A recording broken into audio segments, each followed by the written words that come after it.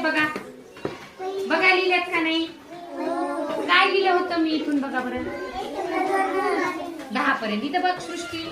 आणि एकाच्या पुढं किती रेष ओढायची होती?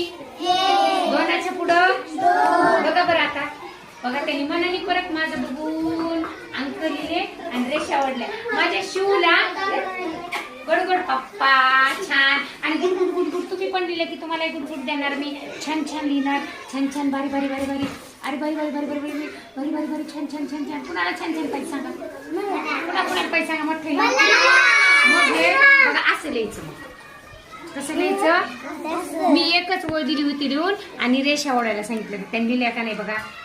बरोबर तेवढ्या रेषा. आता कोण कोण लिहिणार सांगा. कोण कोण लिहिणार सांगा. बरोबर आहे. मग सगळे लिहिणार ना. मग आम्ही लिहिली. चला चला चला चला चला मग सगळ्याला छान. कोण कोण लिहिणार? मी. शाबास. मग शिव सारखा गोड पापा घेणार मी तुमचा. घेणार.